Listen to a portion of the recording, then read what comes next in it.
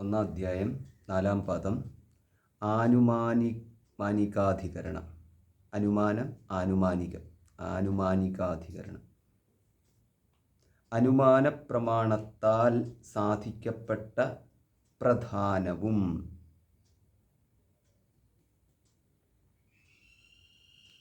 ആനുമാനികമപ്പി ഏകേഷാം ഇതി ചേത് ന ശരീരരൂപക വിന്യസ്ത ഗൃഹീതേർ ദർശയതി ച. ആനുമാനികം അപി ഏകേഷാം ഇതി ചേത്, അനുമാനപ്രമാണത്താൽ സാധിക്കപ്പെട്ട പ്രധാനവും ഏകേഷാം ഇതി ചിലർക്ക് ചേത് ന അങ്ങനെയാണെങ്കിൽ ന അങ്ങനെ വരുന്നില്ല എന്ന്. ശരീരരൂപക വ്യന്യസ്ത, ശരീരത്തെ രൂപമാക്കി വിന്യസിച്ചിരിക്കുന്നതായിട്ട് ഗ്രഹിക്കുന്നത്, ഗൃഹീതേർ ദർശയതി ച, ഗ്രഹിക്കുന്നത് കൊണ്ട് തന്നെ ദർശയതി, ഇവിടെ ശ്രുതി അങ്ങനെ അറിയിക്കുന്നു. യതി ദർശയതി, ശ്രുതി ദർശയതി, ശ്രുതി അറിയിക്കുന്നത് ശരീരരൂപക വിന്യസ്തം, ശരീരത്തെ രൂപകമാക്കിക്കൊണ്ടുള്ള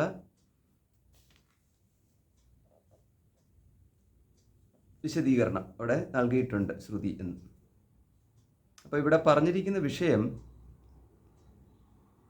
അവ്യക്തം എന്ന വാക്ക്,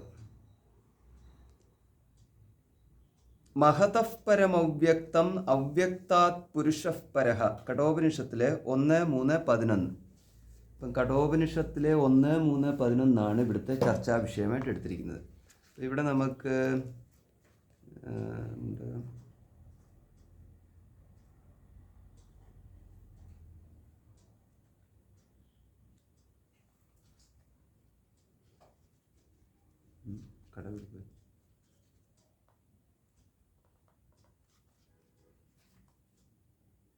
ഇന്ദ്രിയേഭ്യഃ പരാഹ്യർത്ത അർത്ഥേഭ്യശ്ച പരം മനഃ.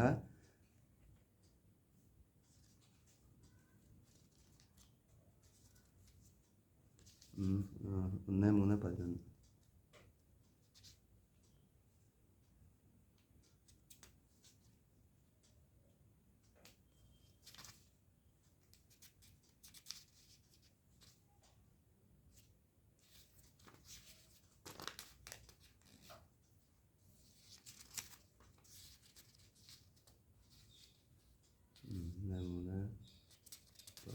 പതിനൊന്നാമത്തെ മന്ത്രം എന്ന് പറയുന്നത്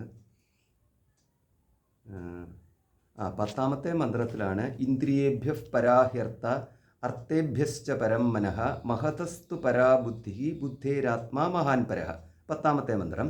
അതിനുശേഷം മഹതഃ പരമവ്യക്തം അവ്യക്താത് പുരുഷഃ പരഃ പുരുഷാന്ന പരം കിഞ്ചിത് സാ കാഷ്ണ സാ പരാഗതി. ഇതാണ് ഇവിടുത്തെ ഈ അധികരണത്തിലെ, ഈ സൂത്രത്തിലെ ചർച്ചാ വിഷയം. ഇതിൻ്റെ അർത്ഥം എന്താ? അപ്പോൾ ഈ കഠോപനിഷത്തിലെ നചികേതസിൻ്റെ അടുത്ത് യമധർമ്മരാജാവിൻ്റെ ഉപദേശമാണ്. ഈ ഉപദേശം എന്ന് പറയുന്നത് നമ്മൾ കഠോപനിഷത്ത് ഈ ബ്രഹ്മജ്ഞാനത്തെക്കുറിച്ച് പറയുന്ന ഭാഗത്താണ്, ആത്മാവിനെക്കുറിച്ച് പറയുന്നതാണ്. അങ്ങനെ പറയുമ്പോൾ എങ്ങനെയാണ് ഇതിൻ്റെ ജ്ഞാനപ്രാപ്തിയിലേക്ക് എത്തുന്ന വഴിയാണിത്. അവിടെ നമുക്ക് കാണാം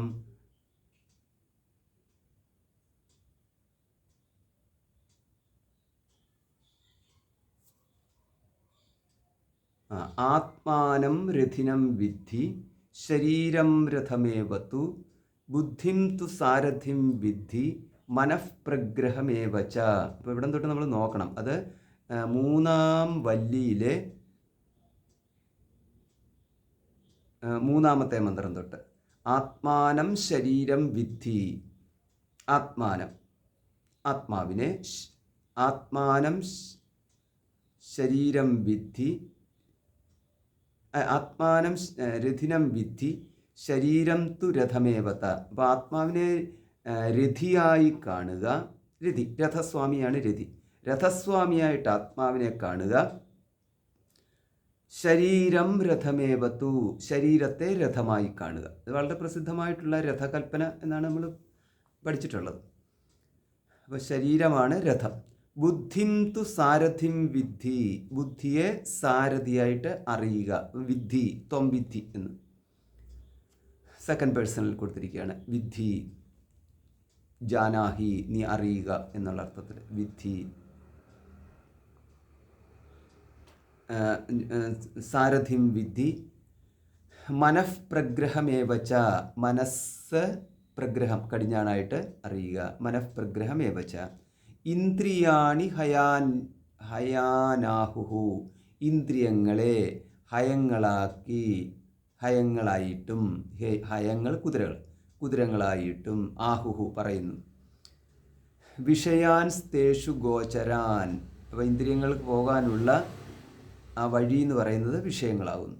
ഇന്ദ്രിയങ്ങളും വിഷയങ്ങളുമായി, ബുദ്ധിയായി, മനസ്സായി, മനസ്സാണ് കടിഞ്ഞാൺ. മനഃപ്രഗ്രഹമേവച്ച, പ്രഗ്രഹം കടിഞ്ഞാൺ. ഇത്രയുമായി ഇന്ദ്രിയാണി ഹയാനാഹുഹു വിഷയാൻ സ്തേഷു ഗോചരാൻ ആത്മേന്ദ്രിയ മനോയുക്തം ഭോക്തേത്യാഹുർ മനീഷിണഃ. അപ്പം ആത്മാ ഇന്ദ്രിയ മനോയുക്തം, ഇന്ദ്രിയ മനോയുക്തം ആത്മ, ഇന്ദ്രിയങ്ങളോടും മനസ്സിനോടും കൂടിയിട്ടുള്ള ആത്മാവിനെ ഭോക്ത ഇത്യാഹുഹു മനീഷിണഃ, ആ ആത്മാവിനെയാണ് ഭോക്ത എന്ന് പറയുന്നത്. അപ്പം നമുക്ക് തുടക്കത്തിൽ എന്തായിരുന്നു കണ്ടത്? തുടക്കത്തിൽ ആത്മാനം രഥിരം വിദ്ധി എന്ന് കണ്ടു. രഥസ്വാമിയായിട്ട് ആത്മാവിനെ കാണുന്നു. രണ്ടാമത് നമ്മളിപ്പം കാണുന്നത് ഇന്ദ്രിയങ്ങളോടും മനസ്സുകളോടും ചേർന്നിരിക്കുന്ന ആത്മാവിനെ ഭോക്താവായിട്ട് കാണാനും പറയും. യസ്തു അവിജ്ഞാനവാൻ ഭവതി അയുക്തേന മനസാ സദാ തസ്യേന്ദ്രിയാണി അവശ്യാനി ദുഷ്ടാശ്വാ ഇവ സാരഥേഹേ. ഇയഹാത്തു അവിജ്ഞാനവാൻ ഭവതി, യാതൊരുവനാണോ അവിജ്ഞാനവാനായിട്ടുള്ളത്, വിജ്ഞാനവാൻ അല്ലാത്തവനായിട്ടുള്ളത്, അയുക്തേന മനസാ സദാ, യുക്തമല്ലാത്ത, യോഗമില്ലാത്ത എന്നുള്ളത്, അതായത് ശമദമ തുടങ്ങിയിട്ടുള്ളതൊന്നും ഇല്ലാത്ത, അയുക്തേന മനസാ സദാ, അതായത് നമ്മൾ പറയുമ്പോൾ നിയന്ത്രണമില്ലാത്ത എന്നുള്ളത്, നിയന്ത്രണമില്ലാത്ത മനസ്സോടും കൂടിയിട്ട്. കടിഞ്ഞാണിന്മേൽ നിയന്ത്രണമില്ല, മനസ്സെന്ന് പറഞ്ഞാൽ കടിഞ്ഞാണല്ലോ. തസ്യ ഇന്ദ്രിയാണി അവശ്യാനി, അവൻ്റെ ഇന്ദ്രിയങ്ങൾ, അവശ്യാനി തീർച്ചയായിട്ടും, ദുഷ്ടാശ്വ ഇവ സാരഥേഹേ, ദുഷ്ടാശ്വങ്ങൾ എന്ന് പറഞ്ഞു കഴിഞ്ഞാൽ നിയന്ത്രണമില്ലാത്ത കുതിരകളെന്നേ അർത്ഥമുള്ളൂ. ഇവിടെ ലക്കുകെട്ട കുതിരകളെന്ന് പറയാം. നമുക്ക് ലക്കുകെട്ട കുതിരകളെന്ന് പറഞ്ഞു കഴിഞ്ഞാൽ നമ്മൾ പറയുന്നത് ലക്കും ലഗാനും ഇല്ലാതെ പോകുക എന്ന് പറയുന്നത്, അത് തന്നെയാണ് ഇവിടെ പറഞ്ഞിരിക്കുന്നത്. അപ്പോൾ ഇവിടുത്തെ പ്രധാന വാക്കെന്ന് പറഞ്ഞാൽ അവിജ്ഞാനവാനാണ്. അവിജ്ഞാനവാൻ എന്ന് പറഞ്ഞാൽ വിജ്ഞാനം ബുദ്ധിയാണല്ലോ. അവൻ ബുദ്ധി വേണ്ട വിധത്തിൽ പ്രവർത്തിക്കാത്തതെന്നർത്ഥം. ബുദ്ധിയെ മുമ്പേ തന്നെ പറഞ്ഞു, ബുദ്ധിം തു സാരഥിം വിദ്യാത് എന്ന് പറയുകയും ചെയ്തു. ബുദ്ധിയാണ് സാരഥി. അപ്പം ബുദ്ധിയാണ് വിജ്ഞാനത്തോടും, വിജ്ഞാനം ബുദ്ധിയുമായിട്ട് ബന്ധപ്പെട്ടതാണ്. അപ്പോൾ അവിജ്ഞാനവാൻ എന്ന് പറയുമ്പം ഇവിടെ നമുക്ക് അപ്പോൾ സാരഥിയുടെ സ്ഥിതിയാണത്. സാരഥി എന്ന് പറഞ്ഞു കഴിഞ്ഞാൽ ഇവിടെ ബുദ്ധിയില്ലാത്ത സാരഥി എന്ന് പറഞ്ഞാൽ അവിടെ ഉണ്ടോ എന്നുള്ളതാണ്. സാരഥി തന്നെ ഇല്ല എന്ന് പറയും. അവിജ്ഞാനവാൻ ഭവതി അയുക്തേന മനസാ സദാ. അപ്പോൾ അയുക്തേന മനസാ സദാ എന്ന് പറയുമ്പം കടിഞ്ഞാണില്ലാത്ത, അപ്പം കടിഞ്ഞാണാണ് മനസ്സ്. ആ കടിഞ്ഞാണ് അയുക്തമായ കടിഞ്ഞാൺ എന്ന് പറഞ്ഞു കഴിഞ്ഞാൽ അവിടെ നിയന്ത്രണമില്ലാത്ത, കുതിരകൾക്ക് നിയന്ത്രണമില്ലാതെ പോയി. കടിഞ്ഞാണുമായിട്ട് ബന്ധമൊന്നും, കടിഞ്ഞാണുണ്ടോ ഇല്ല എന്ന് ചോദിച്ചു കഴിഞ്ഞാൽ അതുപോലും അറിയത്തില്ല. അങ്ങനെയുള്ളൊരു സ്ഥിതിയായി. അപ്പോൾ കുതിരയുമുണ്ട്, ചുരുക്കത്തിൽ കുതിരയുമുണ്ട്, രഥത്തിലൊരാളുമുണ്ട്. എങ്ങനെ ഇരിക്കും? ഇതിൻ്റെ ഇടയ്ക്ക് ഇരിക്കേണ്ട സാരഥിയും പിന്നെ കടിഞ്ഞാണും, ഇത് രണ്ടും അവിടെ ഒരു ബന്ധവുമില്ല ഈ കുതിരയുമായിട്ട് എന്നുള്ളത്. അപ്പോൾ ഇങ്ങനത്തെ ഒരു രഥവുമായിട്ട് ഒരു ബന്ധവുമില്ലാത്തൊരു സ്ഥിതി, അതാണ് കാണിക്കുന്നത്. അവിജ്ഞാനവാൻ പിന്നെ അയുക്തേന മനസാസത, ഈ രണ്ടെണ്ണം. അവിജ്ഞാനവാൻ എന്ന് പറയുമ്പോൾ ബുദ്ധിയുടെ അഭാവം എന്ന് പറഞ്ഞു കഴിഞ്ഞാൽ ബുദ്ധിക്ക് കൺട്രോൾ ഇല്ലായ്മ. പിന്നെ അയുക്തേന മനസാസത എന്ന് പറയുമ്പം കടിഞ്ഞാണിന് എൻ്റെ സ്ഥാനത്തും കൺട്രോൾ ഇല്ലായ്മ. ഇത്രയും വന്നേ. തസ്യേന്ദ്രിയാണി അവശ്യാനി, ഉറപ്പായിട്ടും അതാണ് അവശ്യാനി എന്ന് പറയുന്നത്. അവശ്യാനി അത് പോയി, കയ്യിൽ നിന്ന് പോയി. ദുഷ്ടാശ്വ ഇവ സാരഥേഹേ, നിയന്ത്രണമില്ലാത്ത കുതിരകൾ സാരഥേ, ഇങ്ങനെ പോകുന്നു. യസ്തു വിജ്ഞാനവാൻ ഭവതി യുക്തേന മനസാ സദാ തസ്യേന്ദ്രിയാണി വശ്യാനി, ഇവിടെ നമുക്ക് കാണാം വശ്യാനി സദശ്വ ഇവ സാരഥേഹേ, യാതൊരുവൻ വിജ്ഞാനവാൻ ഭവതി, വിജ്ഞാനത്തോടു കൂടിയവനായിട്ടിരിക്കുന്നത്. അപ്പം ബുദ്ധി വന്നു, വിജ്ഞാനവാൻ ഭവതി, ബുദ്ധിന്തു സാരഥ്യം വിദ്ധി, അപ്പം ബുദ്ധി വിജ്ഞാനവാൻ എന്ന് പറയുമ്പോൾ സാരഥി എത്തി.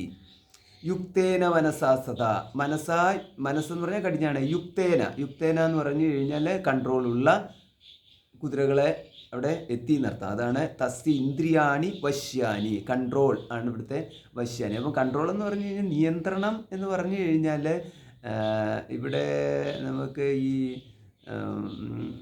ശമ ദമ ഇതെല്ലാം കൊണ്ട് പോകേണ്ടിടത്ത് വഴിയിൽ കൂടെ മാത്രമേ ഇന്ദ്രിയങ്ങളെ പോകാൻ അനുവദിക്കുന്നുള്ളൂ എന്നർത്ഥം. അപ്പം രഥസ്വാമിക്ക് എവിടെയാണോ എത്തേണ്ടത് അവിടേക്ക് കുതിരകളിലെ വലിക്കുന്ന രഥത്തെ കൊണ്ട് എത്തിക്കുക എന്ന് പറയുന്നതാണ് സാരഥി ചെയ്യേണ്ടത്. അപ്പോൾ സാരഥിയുടെ കയ്യിലാണ് നിയന്ത്രണം നിൽക്കുന്നത്. അപ്പോൾ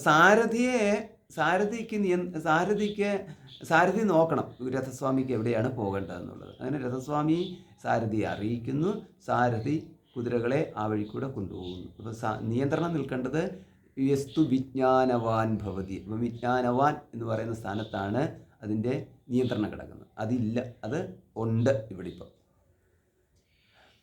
യസ്ത്വവിജ്ഞാനവാൻ ഭവതി അമനസ്ക സദാശുചി, അപ്പം അശുചിയായിട്ടുള്ളവന് നസ തത്പദമാപ്നോതി, തത്പദം ന ആപ്നോതി. ഇവിടെ തത്പദം എന്ന് പറയുമ്പം വിഷ്ണോഹോ പരമം പദം എന്നുള്ളതാണ്. ആ വിഷ്ണു പദത്തിലേക്ക് ഇപ്രകാരം വേണ്ട വിധത്തിൽ ശുചിത്വമില്ലാത്തവന് സാധ്യമല്ല. സംസാരം ചാധിഗച്ഛതി, സംസാരം തന്നെ പ്രാപിക്കുന്നു. സംസാരം പ്രാപിക്കുക എന്ന് പറഞ്ഞു കഴിഞ്ഞാൽ ഇനിയൊരു സംസാരത്തെ പ്രാപിക്കുക എന്നല്ല, സംസാരത്തിൽ തുടരുന്നു എന്നർത്ഥം. അപ്പം നമുക്ക് ഓപ്ഷൻ എന്ന് പറഞ്ഞു കഴിഞ്ഞാൽ ഒന്ന് എന്താണ് സ്റ്റാറ്റസ് കോ മെയിൻറ്റെയിൻ ചെയ്യുക, അതല്ല എന്നുണ്ടെങ്കിൽ തത്പദപ്രാപ്തി എന്നുള്ളതാണ്, പരമപദപ്രാപ്തിയാണ്. അപ്പം നമുക്ക് ഇതിങ്ങനെ പോയാൽ മതി എന്നുണ്ടെങ്കിൽ ഒന്നും ചെയ്യണ്ട എന്ന് സാരം. ഇനി അതല്ല തത്പദപ്രാപ്തിയാണ് വേണ്ടതെന്നുണ്ടെങ്കിൽ അവിടെ നമുക്ക് സാരഥി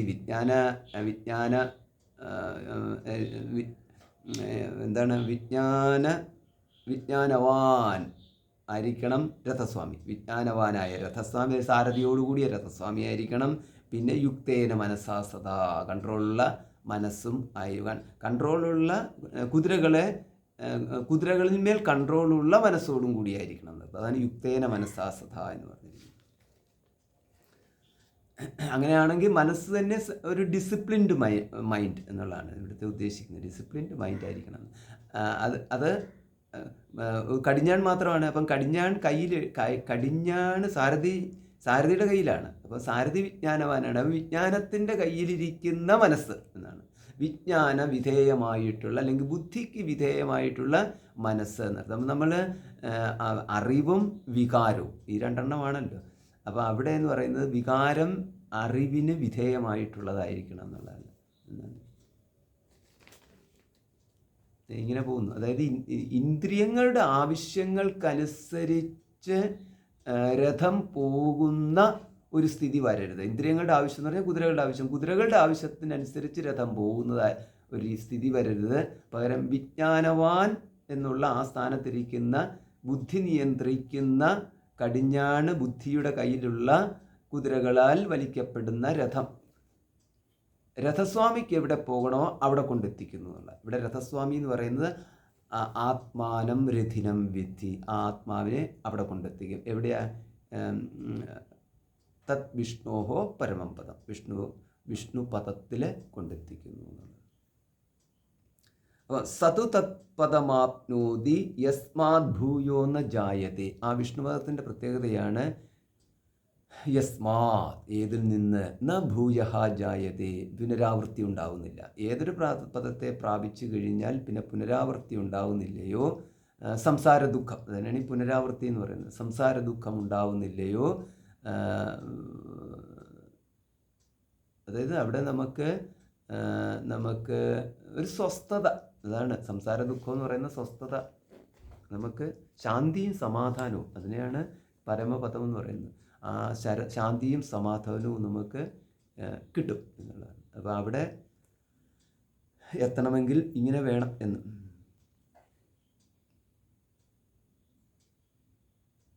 വിജ്ഞാനസാരഥിർയസ്തു മനഃപ്രഗ്രഹവാൻ നരഃ സോധ്വനഃ പാരമാപ്നോതി തദ്വിഷ്ണോഹോ പരമം പദം. അപ്പം വിജ്ഞാനത്തോടു കൂടിയിരിക്കുന്ന ഈ സാരഥിക്ക് അധ്വനഃ പാരമാപ്നോതി, അവന് ഈ വഴിയുടെ അവസാനം എത്തുന്നു എന്നുള്ളത്. ഈ സംസാരമാണ് ഈ വഴി എന്ന് പറയുന്നത്. അപ്പം വഴി സംസാരമായതുകൊണ്ട് അതിൻ്റെ അവസാനം എന്ന് പറഞ്ഞു കഴിഞ്ഞാൽ വിഷ്ണുപദത്തിൽ എത്തുന്നു. ഭഗവാനല്ലാണ്ട് ഈ സംസാരത്തിന് ഒരതിരില്ല എന്നുള്ളത്. അപ്പോൾ സംസാരത്തിൻ്റെ അതിര് ഭഗവാനാണ്. അപ്പം ഭഗവാനെ അതിരായിട്ട് നമ്മൾ കണ്ടില്ല എങ്കിൽ ഈ സംസാരം അനന്തമായിട്ട് പോയിക്കൊണ്ടേയിരിക്കുന്നു എന്നുള്ളതാണ്. ഇതാണ് അധ്വനഃ പാരമാപ്നോതി, ഈ സംസാരത്തിൻ്റെ അതിരുകളിലേക്ക് എത്തുന്നു, പരമപദത്തിലേക്ക് തദ്വിഷ്ണോഹോ പരമം പദം എന്നുള്ളതിലേക്ക് എത്തുന്നു. അതായത് നമുക്ക് ഈ ഇതിനകത്ത് എല്ലാവരുടെയും ആഗ്രഹം എന്ന് പറയുന്നത് വീണ്ടും ജനിക്കാൻ ആഗ്രഹിക്കുന്നു, ഇങ്ങനെ തന്നെ തുടരാൻ ആഗ്രഹിക്കുന്നു. അപ്പോൾ നമ്മളൊരു കാര്യം ഇവിടെ നമ്മൾ അറിയേണ്ടത്, ആവശ്യത്തിന് പുണ്യം ഗ്രഹിച്ചുകൊണ്ടില്ല എന്നുണ്ടെങ്കിൽ അബദ്ധത്തിൽപ്പെടും എന്നുള്ളതാണ്. അതായത് എത്ര ജന്മം ഈ പുഴുവായിട്ട് നടക്കുന്നതും പൂച്ചയായിട്ട് നടക്കുന്നതൊക്കെ നമ്മൾ ഈ ജ്ഞാനപ്പാനയിലൊക്കെ കണ്ടല്ല. അപ്പോൾ അതിനകത്ത് പുനർജന്മമുണ്ടെങ്കിൽ പുനർജന്മത്തിനകത്ത് എല്ലാ സാധ്യതകളും ഉണ്ട്. അപ്പോൾ അങ്ങനെ ആ പുനർജന്മത്തിലെ സാധ്യതകളിൽ പുണ്യപ്രാപ്തി കൊണ്ട് നമ്മൾ വീണ്ടും ജന്തൂനാം നരജന്മ ദുർലഭം അതിപുംസ്തം തതോ വിപ്രത എന്ന് പറയുന്ന ആ ഒരു വിവേക ബുദ്ധിയുള്ള, അത് പ്രയോഗിക്കാൻ തക്ക സാഹചര്യവും കൂടെ ഉള്ള ഒരു സാഹചര്യത്തിൽ നമ്മൾക്ക് വീണ്ടും തുടരാൻ സാധിക്കുന്നില്ല എങ്കിൽ, അതായത് ഒരു നികൃഷ്ട ജന്മമോ അല്ലെങ്കിൽ ഒരു ഉത്കൃഷ്ട ജന്മമോ ഒക്കെയാണ് കിട്ടുന്നതെന്നുണ്ടെങ്കിലും ഇതിനകത്ത് നമുക്ക് നമ്മുടെ കയ്യിൽ നിൽക്കത്തില്ല, നഷ്ടപ്പെട്ടു പോകുന്നത്. ഇപ്പോൾ ഉത്കൃഷ്ട ജന്മം എന്ന് പറഞ്ഞാൽ ഇപ്പോൾ ഒരു ഗന്ധർവനായിട്ട് ജനിച്ചു, ഒരു ഗന്ധർവനായിട്ട് ജനിച്ചു. അതല്ല എന്നുണ്ടെങ്കിൽ ഇപ്പം ഒരു മറ്റേതെങ്കിലും തരത്തിലുള്ള യക്ഷന്മാർ, കിന്നരന്മാർ, ഇങ്ങനെയൊക്കെയുള്ള പലരും ഉണ്ടല്ലോ. അപ്പോൾ ഇതിനകത്തല്ലേ ദേവനായിട്ടൊക്കെ ജനിച്ചു. ക്ഷീണേ പുണ്യേ മർത്യലോകം വിശന്തി എന്നുള്ളതാണ് പിന്നെ വരുന്നത്. പിന്നെ വീണ്ടും പാപാധിക്യം ഉണ്ടെന്നുണ്ടെങ്കിൽ ഹീനതരം വാ വിശന്തി എന്ന് പറഞ്ഞിട്ട് നേരെ മറ്റ് പല ജന്മങ്ങളിലേക്കും ഹീനജന്മങ്ങളിലേക്കും പോകും. അപ്പോൾ അതുകൊണ്ട് അടുത്ത ജന്മവും മനുഷ്യജന്മവും ഈ വീട്ടിൽ തന്നെ ജനിക്കണം എന്നുള്ള ആഗ്രഹമൊക്കെ വെച്ചുകൊണ്ട് ഈ ബന്ധുക്കളെ തന്നെ വീണ്ടും ബന്ധുക്കളായിട്ട് കിട്ടണമെന്ന്, അല്ലെങ്കിൽ ഇഷ്ടപ്പെട്ട ആൾക്കാരുടെ കൂടെ വീണ്ടും തുടരണമെന്നൊക്കെയുള്ള ആഗ്രഹത്തിലാണ് നമ്മൾ ഈ സംസാരം വീണ്ടും തുടരണമെന്ന് ആഗ്രഹിച്ചു വെക്കുന്നത്. പക്ഷേ അതൊരു മായയാണെന്നുള്ളതാണ്. അതിൻ്റെ മായ എന്ന് പറഞ്ഞു കഴിഞ്ഞാൽ, ഇത് നമ്മൾ ഈ കണ്ണടച്ച് തുറക്കുന്നതിന് മുമ്പ് നമ്മുടെ ഇഷ്ടജനങ്ങൾ നമ്മുടെ അനിഷ്ടജനങ്ങളായിട്ട് മാറുന്നു, നമ്മുടെ ഇഷ്ടവസ്തുക്കൾ അനിഷ്ടവസ്തുക്കളായിട്ട് മാറുന്നു. കണ്ടങ്ങിരിക്കും ജനങ്ങളെ കണ്ടില്ലെന്ന് വരുത്തുന്നതും ഭവാൻ. കണ്ടില്ലെന്ന് വരുത്തുന്ന പറഞ്ഞാൽ എന്നേക്കുമായിട്ട് കണ്ടില്ല എന്ന് വരുത്തുന്നതായിട്ട് ഒക്കെ അങ്ങ് മാറിക്കളയുന്നതാണ്. പിന്നെ നമ്മളെ തന്നെയും കൂടെ മറന്നു കളയുന്നു. ഇപ്പം പൂർവ്വജന്മത്തിൽ ആരാണെന്നുള്ളത് ആർക്കും ഒരു ബോധവും ഇല്ലാത്തത് കാലം അടുത്ത ജന്മത്തിൽ നമ്മൾ എന്തായാലും നമ്മൾ ഇപ്പോൾ എന്തായിരുന്നു എന്നുള്ളതിനെക്കുറിച്ച് ഒരു ബോധവുമില്ല. അതായത് ചുരുക്കത്തിൽ അനിശ്ചിതത്വം എന്ന് പറയുന്നത് ഭാവിയിൽ കിടക്കും. ഈ അനിശ്ചിതത്വത്തിലൂടെ തന്നെ എപ്പോഴും പോയിക്കൊണ്ടിരിക്കുന്നതിനെയാണ് സംസാര ദുഃഖം എന്ന് പറയുന്നത്. ആ സംസാര ദുഃഖത്തിനൊരു അതിരിടണമെന്നുണ്ടെങ്കിൽ അത് നമുക്ക് ഈ സ്വധ്വനഃ പാരമാപ്നോതി തദ്വിഷ്ണോഹോ പരമം പദം എന്നുള്ളത് വിഷ്ണുപദത്തിലെത്തിയെങ്കിൽ മാത്രമേ ആ അനിശ്ചിതത്വത്തിന് നമുക്കൊരു അന്ത്യം കൊടുക്കാൻ പറ്റത്തുള്ളൂ. തദ്വിഷ്ണോഹോ പരമം പദം ഇനിയുമാണ് പറയുന്നത്. അപ്പോൾ എങ്ങനെയാണ് നമ്മൾ ഈ വിഷ്ണുപദത്തിലേക്ക് എത്തേണ്ടത്? വിഷ്ണുപദത്തിലേക്ക് എത്താനുള്ള മാർഗം എന്താകുന്നു? ആ മാർഗത്തിനെ കുറിച്ച് പലതും പറയുന്നതെന്ന് പറഞ്ഞു കഴിഞ്ഞാൽ ജപിക്കുക എന്ന് പറയുന്നത്, ധ്യാനിക്കുക, ജപിക്കുക എന്നൊക്കെ പറഞ്ഞുകൊണ്ട് വിഷ്ണുനാമം ജപിച്ചുകൊണ്ടേയിരിക്കും എന്നൊക്കെ പറയുന്നത് എല്ലാം മതി മറന്ന് ജപിക്കൂ. മതി മറന്നെന്ന് പറഞ്ഞു കഴിഞ്ഞാൽ നമ്മുടെ ഈ ബാഹ്യലോക വിചാരങ്ങളെല്ലാം ഉപേക്ഷിച്ചുകൊണ്ട് നമ്മൾ ജപിക്കൂ എന്നൊക്കെ പറയും. അപ്പോൾ ഇങ്ങനെയൊക്കെ പറയുന്നുണ്ടെങ്കിലും ഇവിടെ അതിനൊരു മാർഗം തന്നിരിക്കുകയാണ്. എങ്ങനെയാണ് ഇതിലേക്ക് എത്താൻ സാധിക്കുക? വിഷ്ണുപദത്തിലേക്ക് എത്താൻ സാധിക്കുക.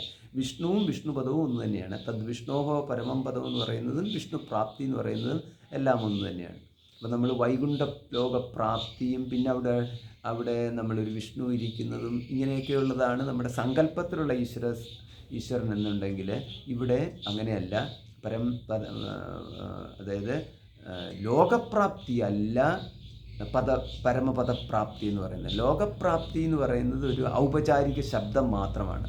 അതായത് നമ്മൾ ഈ ലോകത്തിലെ പോലെ തന്നെ മറ്റൊരു ലോകം സങ്കല്പിച്ചിട്ട് ഈ ലോകത്തിലുള്ളതിനേക്കാളും ഏറ്റവും ഉത്കൃഷ്ടവും വിശിഷ്ടവുമായിട്ടൊക്കെ അവിടെ കണ്ടെത്തിയിട്ട് അങ്ങനത്തെ പിന്നെയും തുടരുന്ന ഒരു ദ്വൈതമല്ല ഇവിടെ വിഷ്ണുപദപ്രാപ്തി എന്ന് പറയുന്നത്. അപ്പോൾ അതുകൊണ്ട് ജ്ഞാനത്താൽ തന്നെ എന്നുള്ളത് അവിടെ നമ്മൾ വ്യക്തമായിട്ട് അറിയണം. അല്ലാതെ ഗതികർമ്മ വിധേയമല്ല എന്ന്. അതായത് ദേഹം എന്ന് പറയുമ്പോൾ സ്ഥൂല ശരീരം കൊണ്ടോ അല്ലെങ്കിൽ സൂക്ഷ്മ ശരീരം കൊണ്ടോ കാരണശരീരം കൊണ്ടോ അവിടെ എത്തി ഒരു സ്ഥാനപ്രാപ്തിയല്ല അവിടെ ഉദ്ദേശിക്കുന്നത്. അപ്പോൾ സ്ഥൂല ശരീര ഗതിയല്ല, സൂക്ഷ്മ ശരീര ഗതിയല്ല, കാരണശരീര ഗതിയുമല്ല. ഇതിങ്ങനെയാണ് ഇതിൻ്റെ ഒരു ദൃഷ്ടി നമ്മൾ വെക്കേണ്ടത്. അല്ലെന്നുണ്ടെങ്കിൽ സൂക്ഷ്മ ശരീരത്തിന് അവിടെ എത്തണം എന്നുള്ള രീതിയിൽ നമ്മൾ വീണ്ടും പ്രയത്നിച്ചുകൊണ്ടിരിക്കും. സൂക്ഷ്മ ശരീരത്തിന് എത്തിക്കഴിഞ്ഞു കഴിഞ്ഞാൽ വീണ്ടും അവിടെ ഒരു ദേശാന്തരപ്രാപ്തി എന്ന് പറയുന്നതിലേക്ക് വരും. സൂക്ഷ്മ ശരീരത്തിൻ്റെ ആ സ്ഥിതി നമുക്ക് എന്താണെന്ന് പോലും അറിയത്തില്ല. എങ്കിൽ കൂടി നമ്മൾ സങ്കല്പിച്ച് വെച്ച് കഴിഞ്ഞാൽ തന്നെയും ഒരു ദേശാന്തര പ്രാപ്തിയുടെ ഒരു പ്രതീതി ചിലപ്പോൾ നമുക്ക് തോന്നിയെന്ന് വരാം. ഇങ്ങനെയൊക്കെ ഊർധ്വലോകം എന്നൊക്കെയുള്ള പ്രയോഗം കൊണ്ട് അധോലോകം ഊർധ്വലോകം എന്നൊക്കെ പറയുമ്പം തന്നെ ഊർധ്വഗതി അധോലോകഗതി എന്നൊക്കെ പറഞ്ഞിട്ടുള്ള പ്രയോഗം ഉണ്ടാവും. അപ്പോൾ അതിൽ നിന്നൊക്കെ വ്യത്യസ്തമാണ് ഇവിടെ പരമപദപ്രാപ്തി എന്ന് പറഞ്ഞു കഴിഞ്ഞാൽ. അപ്പോൾ ഇത് നമുക്ക് ആ ഒരു വ്യക്തമായ നിശ്ചയത്തോടുകൂടി എത്തിക്കഴിയുമ്പോഴാണ് നമ്മുടെ ഇവിടുത്തെ ഗതി എന്ന് പറയുന്നത്, വിഷ്ണോഹോ പരമപദപ്രാപ്തി എന്ന് പറയുന്നത് നമ്മൾ ഇന്ദ്രിയങ്ങളിൽ നിന്ന് മനസ്സിലേക്ക് പിൻവലിയുന്നതായിട്ടുള്ള ഒരു ഗതിയാണ്. അപ്പോൾ ആ ഗതിയെക്കുറിച്ചാണ് ഇവിടെ പറയുന്നത്. അല്ലാതെ ഈ ശരീരം വിട്ടിട്ട് മറ്റൊരു ദേശത്തിലേക്ക് പോകുന്ന ഗതിയല്ല. അപ്പോൾ ഈ ഗതി ഇവിടെ എങ്ങനെയാണ് പറഞ്ഞിരിക്കുന്നത്? ഇന്ദ്രിയേഭ്യ പരാഹ്യർത്താഹ. അപ്പോൾ ഇന്ദ്രിയങ്ങളെക്കാളും പരമമാണ് പഞ്ചഭൂതങ്ങൾ. അർത്ഥേഭ്യശ്ച പരം മനഃ. അവയെക്കാളും സൂക്ഷ്മഭൂതങ്ങളെക്കാളും സൂക്ഷ്മമാണ് മനസ്സ്. മനസ്സസ്തു പരാബുദ്ധി. മനസ്സിനേക്കാളും സൂക്ഷ്മമാണ് ബുദ്ധി. ബുദ്ധേരാത്മാ മഹാൻ പരഃ. ബുദ്ധിയേക്കാളും സൂക്ഷ്മമാണ് മഹാൻ ആത്മാ എന്ന്. അപ്പം ബുദ്ധേരാത്മാ മഹാൻ. അപ്പോൾ ആത്മാ മഹാൻ ഇത് രണ്ടും കൂടെ ഒറ്റ വാക്കായിട്ട് എടുക്കണം. മഹാനാത്മാ എന്ന് പറയും. മഹാനാത്മാ എന്ന് പറഞ്ഞു കഴിഞ്ഞാൽ ഹിരണ്യഗർഭൻ എന്നുള്ള അർത്ഥം, അല്ലെങ്കിൽ സമഷ്ടി ബുദ്ധി എന്നുള്ള അർത്ഥം. മഹാൻ പരഃ. മഹതഃ പരമവ്യക്തം. അപ്പോൾ അവിടെയാണ് ആ മഹാനാത്മാവിൻ്റെ പേരാണ് മഹത്ത് എന്നിവിടെ കൊടുത്തിട്ടുണ്ട്. അപ്പം മഹതഃ പരമവ്യക്തം. ഈ മഹാനാത്മാവിനേക്കാളും പരമായിട്ടുള്ളതാണ് സൂക്ഷ്മമായിട്ടുള്ളത്. പരമ്പര എന്ന് കാണുമ്പോൾ നമ്മളെപ്പോഴും സൂക്ഷ്മം എന്ന് പറയും. അപ്പം വ്യാപകത്വം സൂക്ഷ്മത്വം. സൂക്ഷ്മത്വം എന്ന് പറയുന്നത് വ്യാപകത്വവും കൂടിയാണ്. സൂക്ഷ്മം സ്ഥൂലത്തിൽ വ്യാപിക്കുന്നു. അപ്പോൾ ഒന്നിനേക്കാളും സൂക്ഷ്മമാണ് മറ്റേതെന്ന് പറഞ്ഞു കഴിഞ്ഞാൽ ഇതിൽ അത് വ്യാപിക്കുന്നു എന്നുള്ളതാണ്. അതിലും സൂക്ഷ്മമാണ് മറ്റേതെന്ന് പറയുമ്പോൾ അവസാനം പറഞ്ഞ സൂക്ഷ്മം അതിനു മുമ്പ് പറഞ്ഞതിൽ വ്യാപിക്കുന്നു എന്നുള്ളത്. അതാണ് അതിൻ്റെ വ്യാപനശേഷിയാണ് ഈ സൂക്ഷ്മത്വം എന്ന് പറയുന്നത്. അല്ലാതെ അല്പത്വം എന്നുള്ള അർത്ഥം എടുക്കരുത്. അല്പത്വം വേറെ, സൂക്ഷ്മത്വം എന്ന് പറയുന്നത് വേറെ. അപ്പോൾ ഒരു അല്പമായിട്ടുള്ളത് സൂക്ഷ്മം എന്ന് പറഞ്ഞു കഴിഞ്ഞാൽ അത് സ്ഥൂലത്തിന്മേൽ വ്യാപിക്കത്തില്ല. വ്യാപനശേഷി കൊണ്ടാണ് ഇവിടുത്തെ സൂക്ഷ്മത്വം എന്ന് പറഞ്ഞിരിക്കുന്നത്. അപ്പോൾ അങ്ങനെ അതായത് ഇപ്പം നമ്മൾ മണ്ണിൽ വെള്ളം വ്യാപിക്കുന്നു എന്നുള്ളതാണ്. ഇങ്ങനെ സർവത്ര ഒരു ഗ്ലാസ് വെള്ളം എടുത്തിട്ട് നമ്മളൊരു കുറച്ച് ഒരു മൺകട്ടയിലേക്ക് ഒഴിച്ചു കഴിഞ്ഞ് കഴിഞ്ഞാൽ അത് ആ മണ്ണിൻ്റെ എല്ലാ ഭാഗത്തേക്കും വ്യാപിക്കുന്നു. ഇപ്രകാരമാണ് ഈ വ്യാപനശേഷി എന്ന് പറയുന്നത്.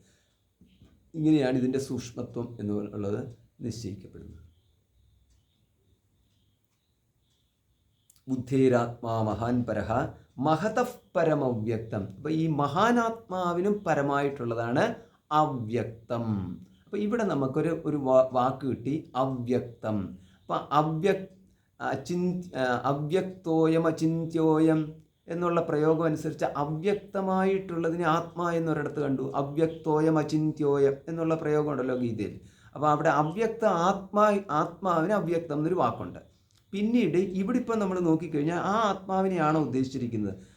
മഹതഃ പരം അവ്യക്തം. മഹത്തിനേക്കാളും പരമായിട്ട് അവ്യക്തമുണ്ട്. അവ്യക്താത് പുരുഷപരഃ, അവ്യക്തത്തിനേക്കാളും പരമായിട്ട് പുരുഷനുണ്ടെന്ന് പറഞ്ഞു. അപ്പം പുരുഷൻ അവ്യക്തത്തിനേക്കാളും പരമുണ്ടെന്ന് പറയുമ്പോൾ ഇവിടെ അവ്യക്ത ശബ്ദം കൊണ്ട് ഉദ്ദേശിച്ചിരിക്കുന്നത് പുരുഷനല്ല എന്ന്. അപ്പം നമ്മളിവിടെ ഈ സ്ഥൂലം സൂക്ഷ്മം എന്നുള്ള ആ ഗതി അനുസരിച്ച് നോക്കിക്കഴിഞ്ഞാൽ സ്ഥൂലമായിട്ടുള്ളതിന് കാരണം സൂക്ഷ്മമായിട്ടും അതിന് കാരണം എന്നുള്ളത് അതിനേക്കാളും സൂക്ഷ്മമായിട്ട് ഇങ്ങനെ പറഞ്ഞിട്ടുള്ള ആ രീതിയിലാണ് പോയിക്കൊണ്ടിരിക്കുന്നതെന്ന് കൂടെ കാണാം. ഇങ്ങനെ പോയി നോക്കിക്കഴിയുമ്പോൾ ഏറ്റവും അവസാനം എത്തുന്ന രണ്ട് ശബ്ദങ്ങളാണ് അവ്യക്തമെന്നും പുരുഷനെന്നും. അതിൽ അവ്യക്തത്തിനേക്കാളും സൂക്ഷ്മമാണ് അവ്യക്താത് പുരുഷപരഃ, അവ്യക്തത്തിനേക്കാളും പരമായിട്ടാണ് പുരുഷൻ എന്നുള്ള പ്രയോഗമുണ്ട്. അപ്പം നമുക്കിവിടെ ഇപ്പോൾ രണ്ടെണ്ണം ഉണ്ട്. ഒന്ന് അവ്യക്തമുണ്ട്, രണ്ട് പുരുഷനുണ്ട്. ഇങ്ങനെ ഈ അവസാനം എത്തിയ രണ്ട് ശബ്ദങ്ങൾ. അപ്പോൾ ഇതിനകത്ത് അവ്യക്തം എന്ന് പറഞ്ഞിരിക്കുന്നത് എന്തിനെയാണ്? ഈ അവ്യക്തം എന്ന് പറഞ്ഞിരിക്കുന്നത് പ്രധാനത്തെയാണ്, സാഖ്യസിദ്ധാന്തത്തിലെ പ്രധാനത്തെയാണ് അവ്യക്തമെന്ന് പറഞ്ഞിരിക്കുന്നത്.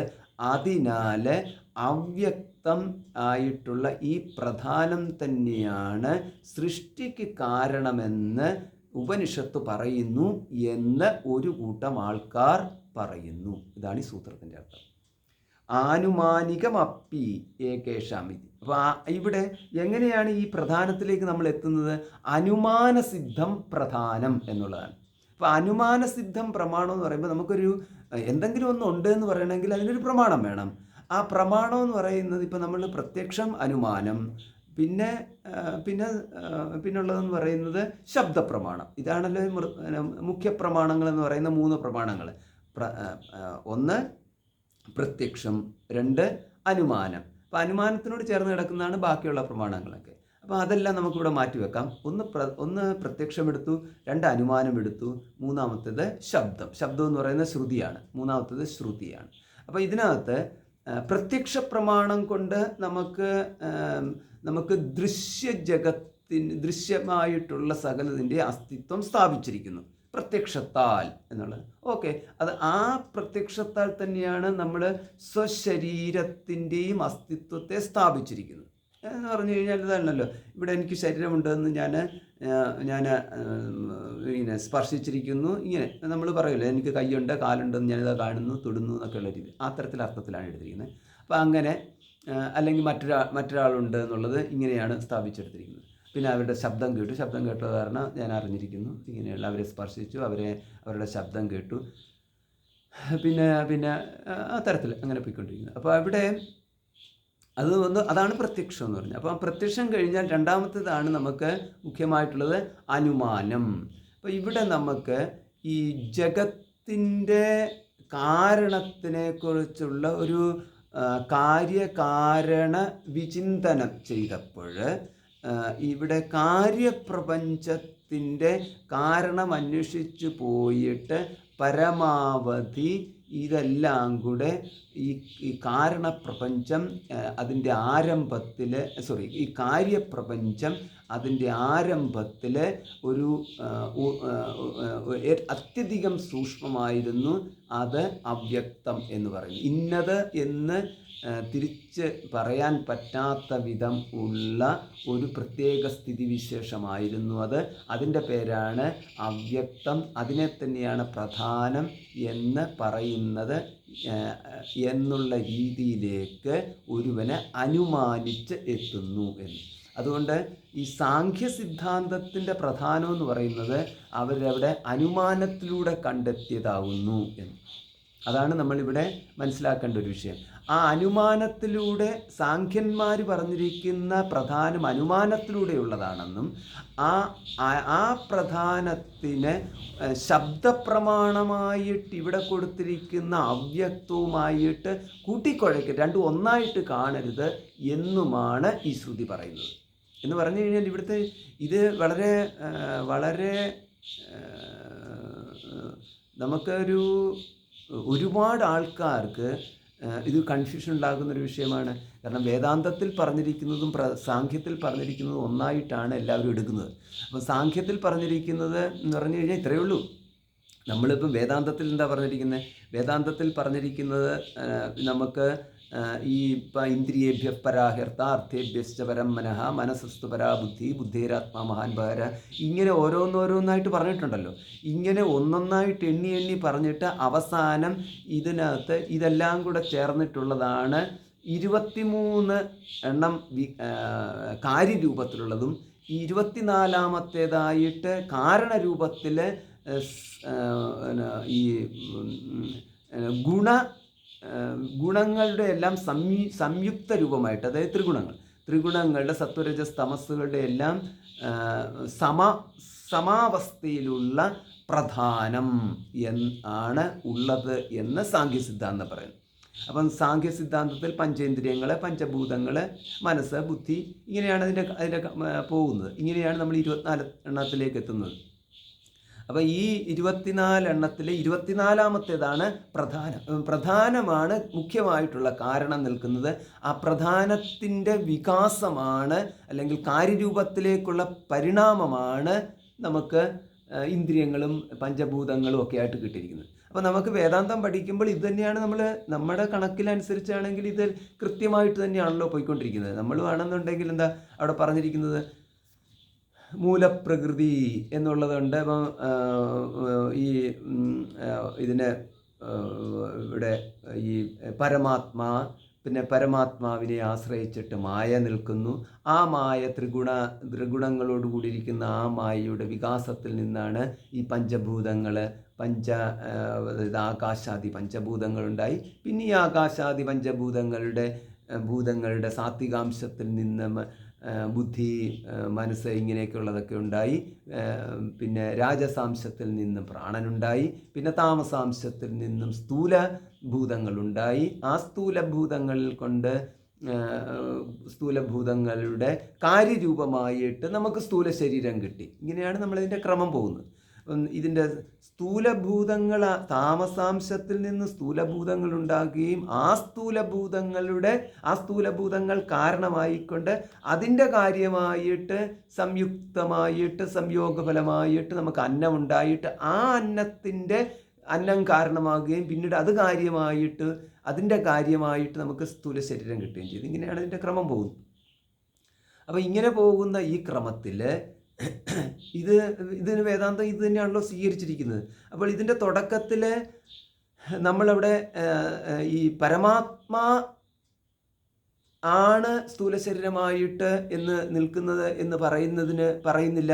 പകരം പരമാത്മാവിനെ ബ്രഹ്മാശ്രയാമായ അസ്തി, ബ്രഹ്മത്തെ ആശ്രയിച്ച് മായ നിൽക്കുന്നു. പിന്നെ മായയാൽ ആണ് തസ്മാത്മാത്മന ആകാശസംഭൂത, ആകാശമുണ്ടായി. അപ്പോൾ ആകാശമുണ്ടായി എന്നൊക്കെയുള്ള പ്രയോഗം ഉണ്ടാകുമ്പോൾ ഇവിടെയെല്ലാം ഈ ആത്മാവിനും ആകാശത്തിനും ഇടയ്ക്കായിട്ട് അവിടെ ആത്മാവിനെ അവികാരി, അചിന്യ, അവികാരിയാണ്. അവികാരിയായ ആത്മാവിന് ആകാശമായിട്ട് പരിണമിക്കുക സാധ്യമല്ല. അവികാരിയാണെന്നൊരിക്കൽ പറഞ്ഞാൽ പിന്നെ അത് ആകാശമായിട്ട് പരിണമിക്കുക സാധ്യമല്ല. അപ്പം അവിടെ അങ്ങനെ, പക്ഷേ ഇത് ആകാശമാണ് എന്ന് നമുക്ക് വ്യക്തമായിട്ടറിയാം. ഇപ്പം ആകാശം നമുക്ക് ബുദ്ധിഗോചരമായിട്ടിരിക്കെ, ഇന്ദ്രിയഗോചരമല്ലാതിരിക്കെ, അതായത് ഇപ്പം വേണമെങ്കിൽ നമുക്ക് ഉദാഹരണമായിട്ട് അഗ്നി എടുത്തോളൂ. അഗ്നി എടുത്തു കഴിഞ്ഞാൽ ഇന്ദ്രിയഗോചരമായല്ലോ.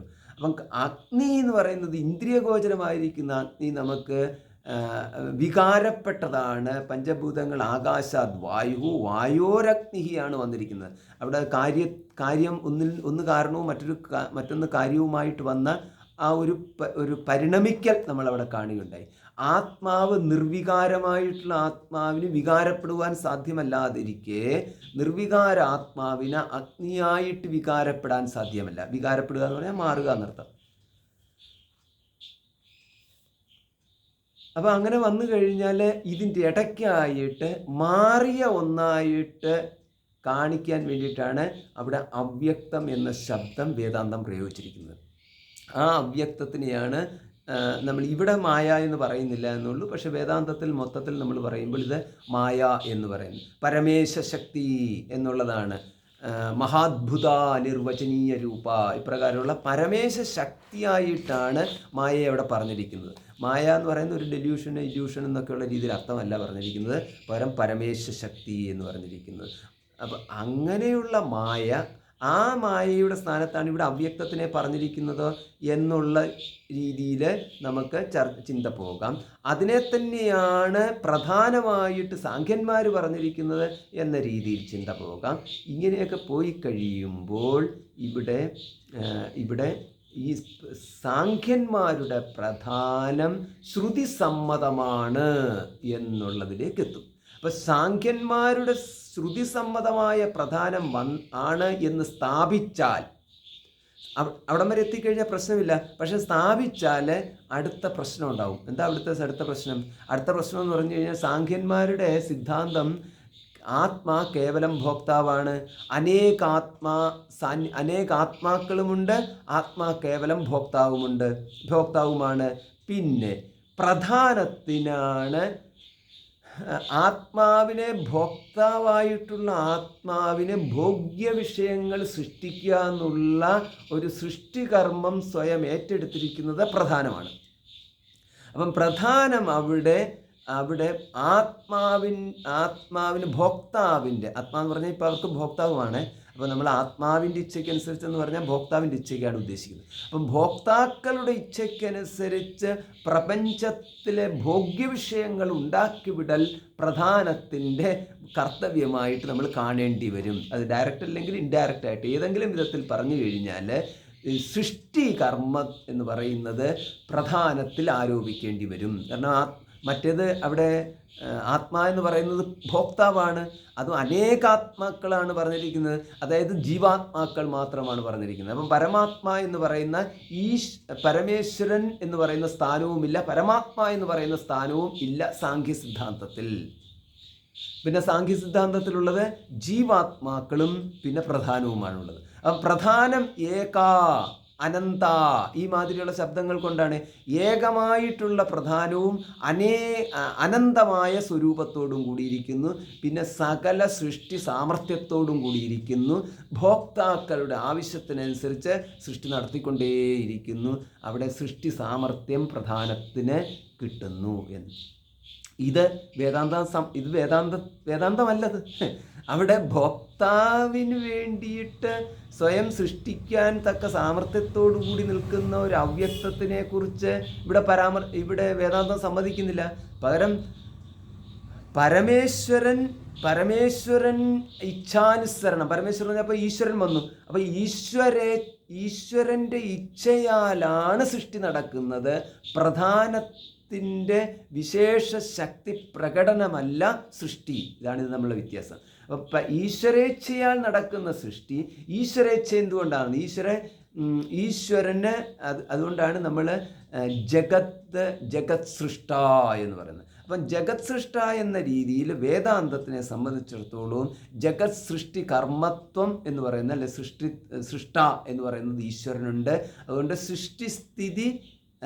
സൃഷ്ടിസ്ഥിതി വിനാശം, സൃഷ്ടിസ്ഥിതി ലയഹേതു എന്നൊക്കെ പറയുന്നത് ഈശ്വരനെ തന്നെയാണ് പറഞ്ഞിരിക്കുന്നത്, പ്രധാനത്തെ അല്ല.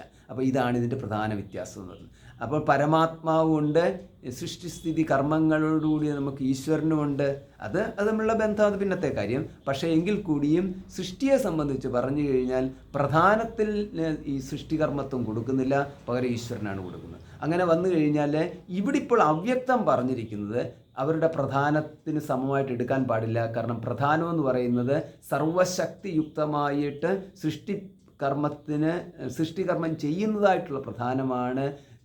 ദുർബലനായിട്ട് പറഞ്ഞു കഴിഞ്ഞാൽ ഭോക്താവ് എന്നുള്ള അർത്ഥം. അവൻ ഭോക്താവിന് മാത്രം, ഭോക്താക്കളുടെ ഒരു അസംഖ്യ ഭോക്താക്കളായിട്ടാണ് ജീവാത്മാക്കളെ പറഞ്ഞിരിക്കുന്നത്. ഇത് വേദാന്തത്തിന് സമ്മതവുമല്ല.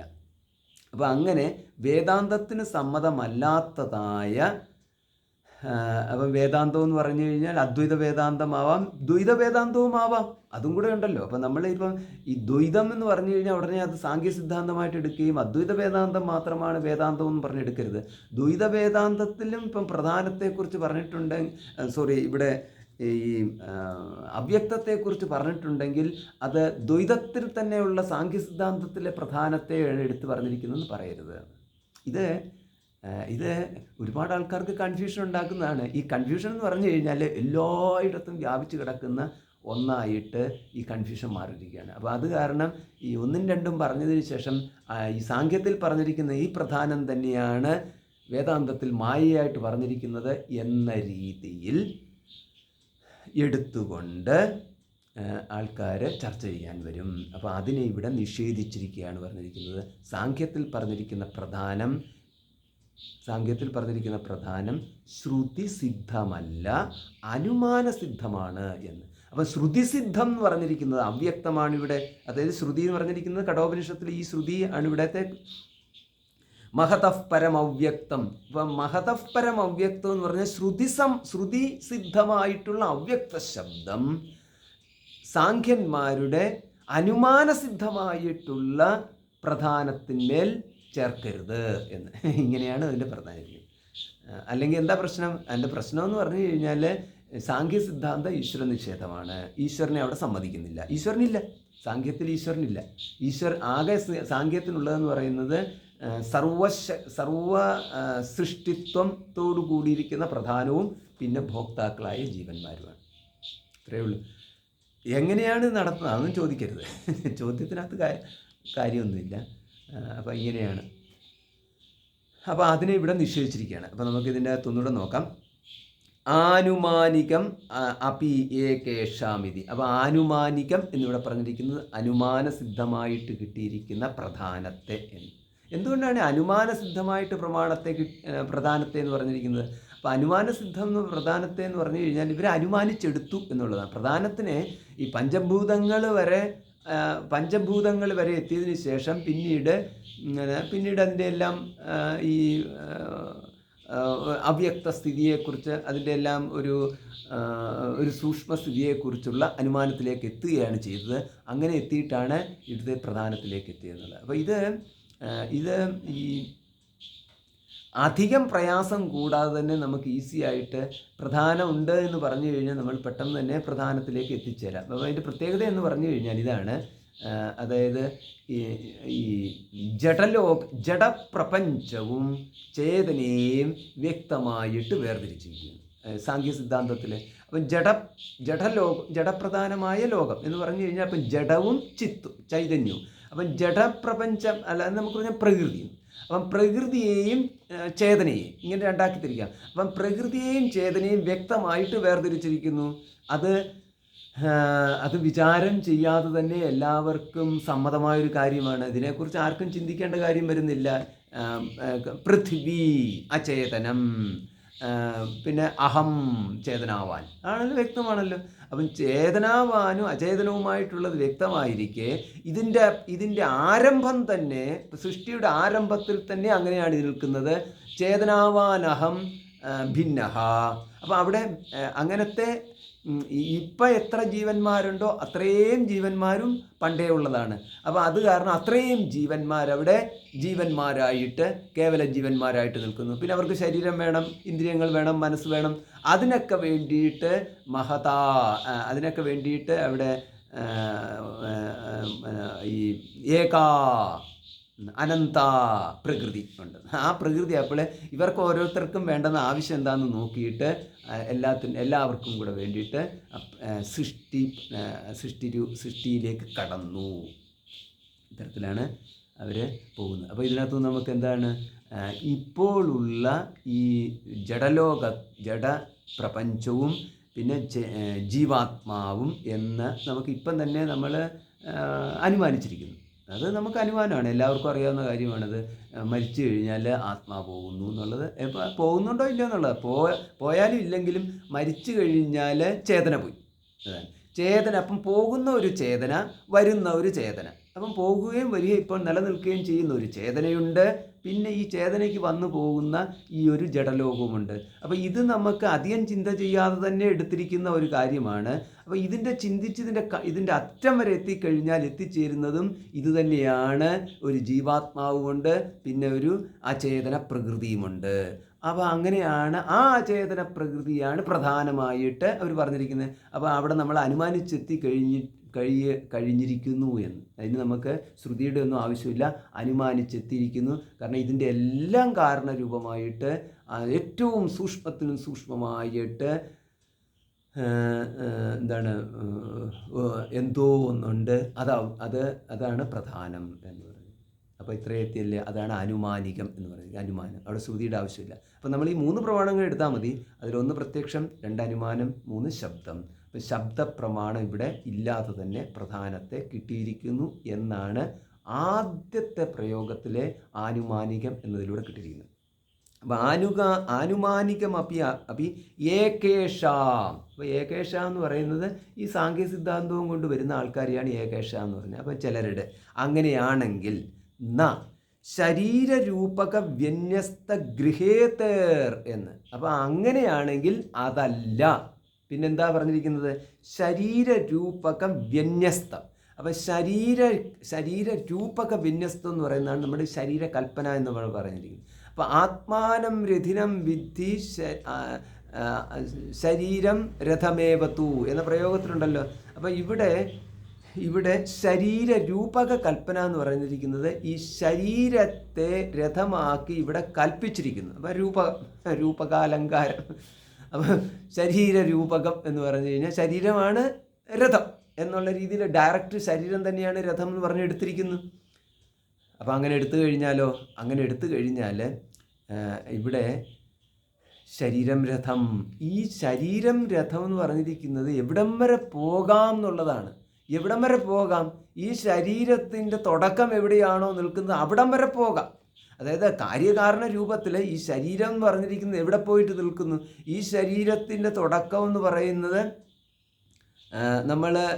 നമ്മൾ ഈ ശരീരത്തിൻ്റെ ഇത് സ്ഥൂല രൂപമാണ്. ഇതിൻ്റെ സ്ഥൂലത്തിൽ നിന്ന് അത് സൂക്ഷ്മത്തിലേക്ക് കിടക്കുമ്പോൾ പഞ്ചഭൂതങ്ങൾ എത്തിയില്ലേ? അങ്ങനെ പഞ്ചഭൂതങ്ങളുടെ തുടക്കത്തിലേക്ക് പോയി കഴിഞ്ഞാൽ ആ തുടക്കം നിൽക്കുന്നത് എന്ന് പറയുന്നത് മൂലപ്രകൃതി എന്ന് നമ്മൾ ചിലയിടത്ത് കാണുന്ന അവ്യക്തം എന്നതിലേക്ക് എത്തിച്ചേരുന്നു. ഇപ്പോൾ അവ്യക്താദീനി ഭൂതാനി എന്നുള്ള രീതിയിൽ അവിടെ നമ്മൾ ഒരു അവ്യക്തത്തെക്കുറിച്ച് കാണുകയുണ്ടായി. ഭഗവത്ഗീതയിൽ കണ്ട് ഈ അവ്യക്തമാണ് ഈ ഭൂതങ്ങളുടെ എല്ലാം ആദി എന്ന രീതിയിൽ കണ്ടു എന്ന് പറഞ്ഞു കഴിഞ്ഞാൽ അവിടെ ഒരു വ്യക്തതയില്ല എന്നുള്ളതാണ്. അതായത് വ്യക്തശരീരത്തിന് മുമ്പ് വ്യക്തതയില്ലാത്ത ഒരു സ്ഥിതിയെ കുറിച്ചാണ് അവിടെ കാണുന്നത്. അപ്പോൾ അവ്യക്താദീനി ഭൂതാനി വ്യക്തമധ്യാനി ഭാരത അവ്യക്ത നിധനാന്യേവ. അവിടെ നമ്മൾ അവ്യക്തത്തിൽ നിന്ന് വന്ന് അവ്യക്തത്തിലേക്ക് മടങ്ങുന്നു. ഇപ്രകാരം കണ്ടല്ലോ. അപ്പം ഇവിടെ കാര്യരൂപമായിട്ട് എന്ത് കാണുന്നുവോ അത് തന്നെയാണ് കാരണവും. ഇതിങ്ങനെ എടുക്കണം, കാര്യകാരണയോരഭേദ എന്നുള്ള ഒരെണ്ണത്തിലേക്ക് എടുക്കണം. അപ്പം കാര്യമായിട്ട് നമ്മൾ എന്ത് കാണുന്നുവോ അത് തന്നെയാണ് കാരണവും എന്നുള്ളത് നമ്മൾ എടുക്കാം. കാരണം എന്ന് പറഞ്ഞു കഴിഞ്ഞാൽ അവിടെ അതിൻ്റെ പ്രകടനത്തിലുണ്ടായ വ്യത്യസ്തമേ ഉള്ളൂ, കണ്ടൻറ്റിനകത്ത് യാതൊരു മാറ്റവുമില്ല. അത് കാര്യരൂപമായ ഘടവും കാരണരൂപമായ വൃത്തും എന്ന് പറഞ്ഞ മാതിരിയുള്ളൂ. അപ്പോൾ അതുകൊണ്ട് ശരീരം രഥമേവതു എന്ന് പറഞ്ഞിരിക്കുന്ന ശരീരം ഇവിടെ ഏതൊന്നാണോ ശരീരം, ഈ ശരീരം തന്നെയാണ് അവിടെ നമുക്ക് അവ്യക്തമായിട്ട് കാണുന്നത്. അപ്പോൾ യാതൊന്നാണോ അവിടെ അവ്യക്തമായിട്ട് ഉള്ളത് ആ അവ്യക്തമാണ് ഇവിടെ ഈ അതിൻ്റെ പരിണമിച്ച് അല്ലെങ്കിൽ അന്ത്യത്തിൽ നമ്മൾ കാണുന്നതാണ് ഈ ശരീരവും. അപ്പോൾ നമുക്കിവിടെ അവ്യക്തത്തെ ശരീരമായിട്ട് തന്നെ കണ്ടാലും കുഴപ്പമില്ല എന്ന് സാരം. കാരണം അതിൻ്റെ ഒന്ന് കാരണവുമാണ് ഒന്ന് കാര്യമാണെന്ന് മാത്രമേ ഉള്ളൂ. അപ്പോൾ അങ്ങനെ നമ്മൾ നോക്കിക്കഴിയുമ്പോൾ ഇവിടെ അതിനൊരു ഉദാഹരണമായിട്ട് പറഞ്ഞിരിക്കുന്നത്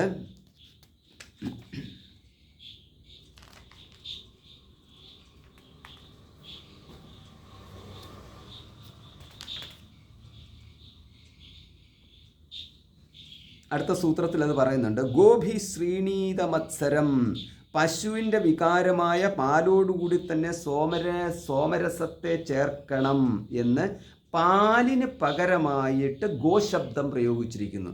അപ്പം ഗോഭിഹി ശ്രീണീത എന്നുള്ളതാണ് പറയുക. അപ്പം സോമരസത്തിനോടുകൂടി ഗോഭിഹി ശ്രീണീത എന്ന് പറഞ്ഞിരിക്കുന്നത് പശുക്കളെ ചേർക്കണമെന്ന് പറഞ്ഞു. അപ്പം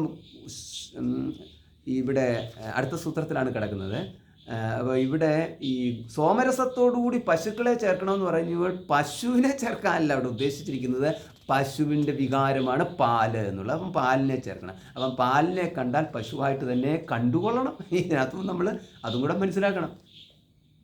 പാലിനെ കണ്ടാൽ പശുവായിട്ട് തന്നെ കണ്ടുകൊള്ളണം എന്നുള്ളതാണ്. പക്ഷെ അങ്ങനെയല്ല അതിൻ്റെ അർത്ഥം. മാംസമല്ല ഉദ്ദേശിച്ചിരിക്കുന്നത്, പകരം എന്ന് പറയുന്നത് അമൃതമായിട്ടാണ് കാണുന്നത്. അതാണ് അതിൻ്റെ വ്യത്യാസം എന്ന് പറയുന്നത്. അപ്പോൾ അത് വേറൊരു ദൃഷ്ടിയിൽ.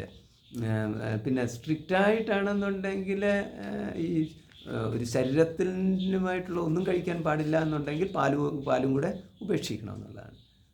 പിന്നെ അത് വേറെ കാര്യം, അത് പോട്ടെ, അവിടെ നമ്മൾ വിട്ട് കളയാം. അപ്പം ചുരുക്കത്തിൽ പാലിന് പശു എന്നുള്ള പ്രയോഗം ശ്രുതി തന്നെയുണ്ട്. ഗോഭിഹി, അതാണ് ഇത്.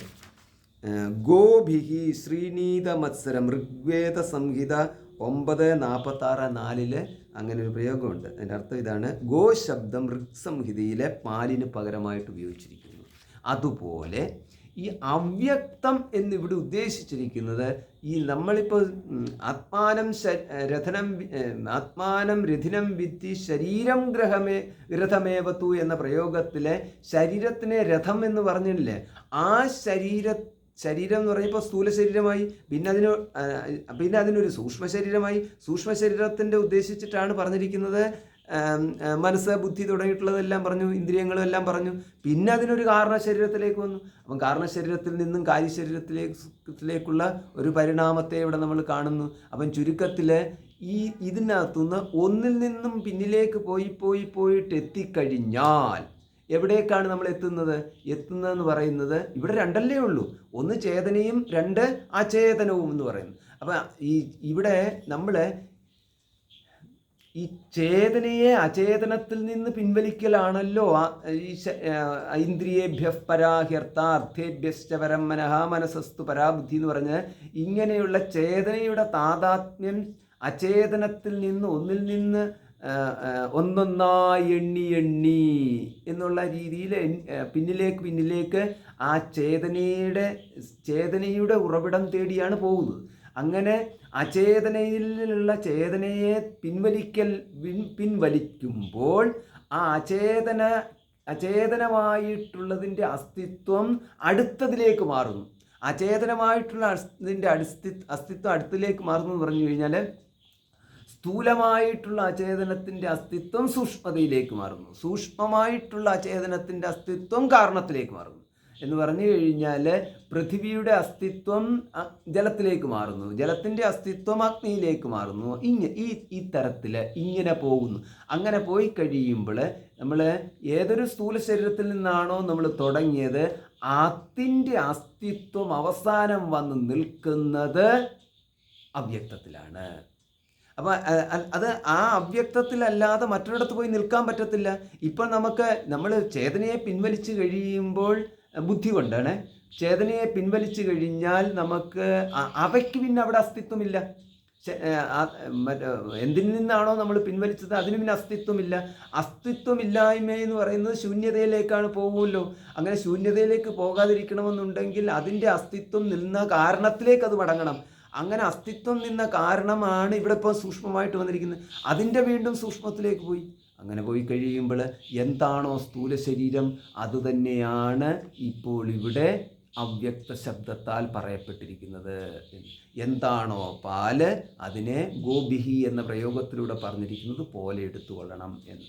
ഇതാണ് ഇതിൻ്റെ ഒരു കാര്യം എന്ന് പറയുന്നത്. അപ്പം അങ്ങനെ പറഞ്ഞു കഴിഞ്ഞാൽ നമ്മളിങ്ങനെ ധ്യാനിച്ചിരുന്നിട്ട് ശൂന്യത്തിൽ നിന്നിട്ട് ഇപ്പോൾ അവ്യക്തത്തിലേക്ക് എത്തിയിട്ട് ഇനിയിപ്പോൾ ഇതിനകത്ത് എന്ത് ചെയ്യുമെന്നുള്ള രീതിയിൽ നമ്മൾ ആകുലപ്പെട്ട് നിൽക്കേണ്ടതില്ല എന്നുള്ളത്. അപ്പോൾ ആകുലപ്പെടേണ്ടതില്ല. പകരം എന്ന് പറഞ്ഞു കഴിഞ്ഞാൽ ഈ ശരീരാദികളുടെ ആദിരൂപമാണ് അവ്യക്തം. ഇതിലാണ് എത്തേണ്ടത്. അപ്പോൾ എന്ന് പറഞ്ഞാൽ ശരീരം തന്നെയാണ് ആദിരൂപം എന്ന് പറഞ്ഞിരിക്കുന്നത്. അതുകൊണ്ട് ശരീരം തന്നെയാണ് അവ്യക്തമായിട്ട് എടുക്കേണ്ടത്. അല്ലാതെ ഈ ആത്മാവിൽ നിന്ന് ഭിന്നമായിട്ട് സർവശക്തിമയമായിട്ട് സർവസൃഷ്ടി സാമർത്ഥ്യത്തോടു കൂടി നിൽക്കുന്ന വലിയൊരു പ്രധാനം അവിടെ ഇങ്ങനെ നിൽക്കുന്നു. ഇനിയിപ്പം നമ്മളിങ്ങനെ ആത്മാവിനെ പിൻവലിച്ച് നേരെ പ്രധാനത്തിലേക്ക് എത്തിക്കഴിയുമ്പോൾ ഇവിടെ ഇങ്ങനെ ലങ്കാലക്ഷ്മി പോലെ ഇവിടെ വീശിയടിക്കാൻ തയ്യാറെടുത്തുകൊണ്ട് ഗതയും ചുറ്റി നിൽക്കുന്ന ഒരു പ്രധാനത്തെ കണ്ടു കഴിഞ്ഞാൽ പ്രധാനത്തെ അതിക്രമിച്ച് ഇപ്പം എങ്ങനെ പോകുമെന്ന് പറഞ്ഞാൽ തലമുണ്ടാക്കേണ്ട കാര്യം ഇല്ല എന്ന്. എന്ന് പറഞ്ഞു കഴിഞ്ഞാൽ അവിടെ എന്നിട്ട് പ്രധാനത്തെ ഇനിയിപ്പം സാഖ്യന്മാരുടെ പ്രധാനത്തെ സ്വീകരിച്ചു കഴിഞ്ഞാൽ സാഖ്യന്മാരുടെ പുരുഷനെയും സ്വീകരിക്കേണ്ടി വരും. സാഖ്യന്മാരുടെ പുരുഷൻ എന്ന് പറഞ്ഞു കഴിഞ്ഞാൽ നിത്യഭോക്താക്കളാണ്. അപ്പം നിത്യഭോക്താക്കളും പ്രകൃതിയിൽ ബന്ധനസ്ഥനായിട്ടും കിടക്കുന്ന ഭോക്താക്കളെയാണ് സാഖ്യന്മാർ പറഞ്ഞിരിക്കുന്നത്. അപ്പോൾ ഇതിനകത്ത് സാഖ്യന്മാരുടെ പ്രധാനത്തെ സ്വീകരിച്ചു കഴിഞ്ഞാൽ പ്രധാനത്താൽ ബന്ധിക്കപ്പെട്ട ഭോക്താവിനെ മാത്രമേ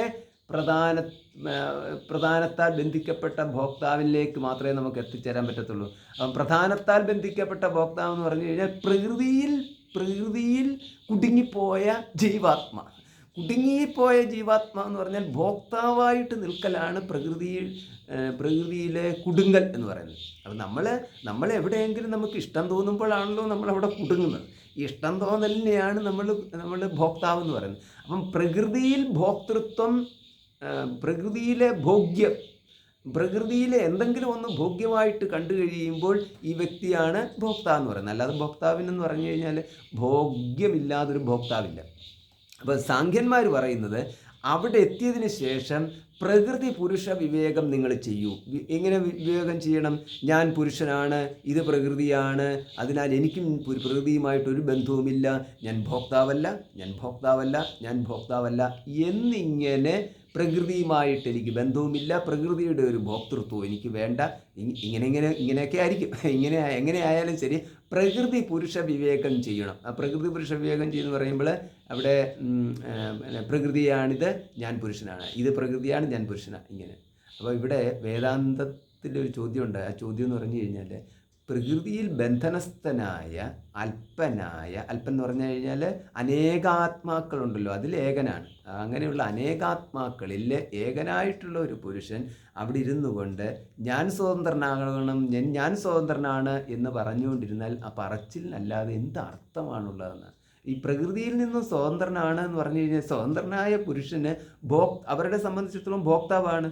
അപ്പം ഭോക്താവിന് സ്വതന്ത്രനായ ഭോക്താവ് എന്ന് പറഞ്ഞു കഴിഞ്ഞാൽ ഭോക്താവ് പ്രധാനമില്ലെങ്കിൽ പിന്നെ ഭോക്താവിന് അസ്തിത്വമില്ല. അവനവൻ്റെ അസ്തിത്വം തന്നെ ഇല്ലായ്മയിലേക്ക് എത്തുന്നു, അല്പത്വത്തിലേക്ക്. അസ്തിത്വം എത്തിച്ചേരുന്നത് അല്പാത്മാവിലേക്ക്. അല്പാത്മാ എന്ന് പറഞ്ഞു കഴിഞ്ഞാൽ അവിടെ അനേകാത്മാക്കളിൽ ഒരാത്മാവാണ്, പ്രകൃതിയും കൂടി ഇല്ലാത്ത എന്നിട്ടത് സുഖിയായിട്ടിരിക്കണം, സന്തുഷ്ടനായിട്ടിരിക്കണം, എവിടെ പോയി ഇരിക്കുമെന്നുള്ളതാണ്. എന്ന് പറഞ്ഞു കഴിഞ്ഞാൽ ആധാരമില്ലാത്തവനായിട്ടുള്ള എന്ന് പറഞ്ഞു കഴിഞ്ഞാൽ എന്താ പറയുന്നത്, അലഞ്ഞു തിരിയുന്ന ഒരു പ്രകൃതിയാണെങ്കിൽ ഒന്നും ഇല്ലെങ്കിൽ ഇരിക്കാനൊരു ഇരിപ്പിടെങ്കിലും കിട്ടുമായിരുന്നു. അതും കൂടി ഇല്ലാത്ത തരത്തിൽ എവിടെ പോയി ഇരിക്കുമെന്നുള്ള അസ്തിത്വം ഇല്ലാത്തവനായിട്ട് മാറും. എന്നിട്ടോ അതിനകത്ത് ആനന്ദം കണ്ടുകൊള്ളണം. ആർക്ക് ആനന്ദം? എന്താനന്ദം എന്നുള്ളത്. അപ്പോൾ ഇപ്രകാരം ആൾക്കാരെ കൊണ്ടുപോയിട്ട് ഒന്നുമില്ലാതാക്കി തീർക്കുന്ന ഒരു സിദ്ധാന്തമാണ് സാഖ്യ സിദ്ധാന്തം. ഇനി ഇത് വലിയ കേമമാണെന്ന് പറഞ്ഞ് കൊണ്ടു നടക്കുന്ന ആൾക്കാരുണ്ട്, അതൊരു കൊണ്ട് നടക്കട്ടെ, അത് പിന്നത്തെ വിഷയം. പക്ഷേ നമ്മൾ വേദാന്തം പറയുമ്പോൾ വേദാന്തത്തിന് സാഖ്യ സിദ്ധാന്തം എന്ന് പറയുന്നത് അത് വേദാന്തത്തിന് സമ്മതമല്ല എന്നുള്ളത് അത് വ്യക്തമായിട്ട് നമുക്ക് അതിനകത്ത് ധാരണ ഉണ്ടാവണം.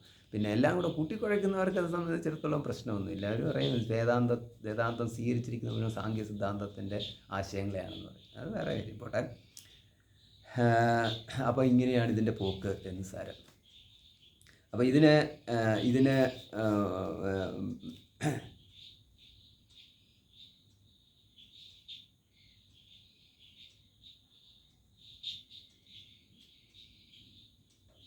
അതായത് ഇവരെന്തുകൊണ്ട് ഈ പ്രധാനം എന്നുള്ളത് തന്നെയാണ് അവ്യക്തം എന്ന് പറഞ്ഞുകൊണ്ടിരിക്കുന്നതിൻ്റെ കാരണം എന്ന് പറഞ്ഞു കഴിഞ്ഞാൽ അവർ പറയുന്ന ഒരു വാദത്തെ ഇങ്ങനെയാണ് നിഷേധിച്ചിരിക്കുന്നത്. കുതിര നിൽക്കേണ്ടതായ സ്ഥാനത്തിൽ ഒരു പശു നിൽക്കുന്നത് കണ്ടാൽ മൂഢനല്ലാത്ത ഒരുവൻ ഇത് കുതിരയാണെന്ന് ധരിക്കുമോ? പ്രകരണം എന്താണെന്ന് നിരൂപണം ചെയ്യുമ്പോൾ ഈ ഘട്ടത്തിൽ പ്രധാനത്തെ പറ്റി പറയാൻ അവകാശമില്ല എന്ന്. അപ്പോൾ അവർ പറഞ്ഞിരിക്കുന്നത് അനുസരിച്ചിട്ടാണെന്നുണ്ടെങ്കിൽ ഇങ്ങനെ ഏറ്റവും പുരുഷൻ കഴിഞ്ഞാൽ പിന്നെ ഉള്ളത് പ്രധാനമാണ് അവർ പറഞ്ഞിരിക്കുന്നത്. അപ്പോൾ ഇവിടെ ഈ ശ്രുതിയിലും പറഞ്ഞിരിക്കുന്നത് മഹതഃപരമവ്യക്തം അവ്യക്താത് പുരുഷപരഹ എന്ന് പറഞ്ഞുകൊണ്ട് പുരുഷന് തൊട്ടടുത്തതായിട്ട് അവ്യക്തം പറഞ്ഞിരിക്കുന്നു. അതുകൊണ്ട് ആ അവ്യക്തം പ്രധാനമാണ്, അങ്ങനെ എടുത്തോളൂ എന്ന്. അപ്പോൾ അതിനൊരു മറുചോദ്യം ചോദിച്ചിരിക്കുന്നതാണ്, കുതിരലായത്തിൽ പശുവിനെ കണ്ടു എന്നുള്ളതുകൊണ്ട് ഇനി പശുവിനെ കുതിരയെന്ന് പറയണം എന്ന് പറയാൻ പറ്റുമോ എന്നുള്ള ഒരു ചോദ്യം ചോദിച്ചിരിക്കുന്നു.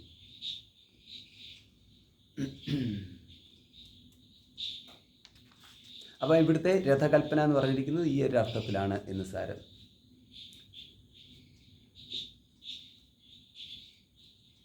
അപ്പം അതുകൊണ്ട്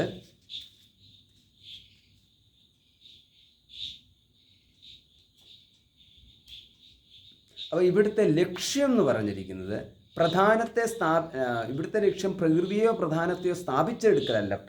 ലക്ഷ്യം എന്ന് പറയുന്നത് യേശ സർവേഷു ഭൂതേഷു ഗൂഢോത്മാന പ്രകാശത്തെ ദൃശ്യത്തെ ത്വഗ്രയാ ബുദ്ധിയാ സൂക്ഷ്മായ സൂക്ഷ്മദർശിഭിഹി. കഠോപനിഷത്തിൽ 1:3-12 പരമാത്മദർശനമാണ് ലക്ഷ്യം എന്ന്. പരമാത്മദർശന ലക്ഷ്യമാക്കി വെച്ചുകൊണ്ടിരിക്കെ ജീവാത്മാ സ്വയം ജീവാത്മദർശനം കൊണ്ട് തൃപ്തനാവത്തില്ല. പ്രധാനമായിട്ട് ഈ അവ്യക്തത്തെ പ്രധാനമായിട്ട് പറഞ്ഞു കഴിഞ്ഞാൽ പിന്നെ അവ്യക്താത് പുരുഷപരഹ എന്ന് പറയുന്ന പുരുഷനെ ജീവാത്മാവായിട്ടും കാണുന്നു.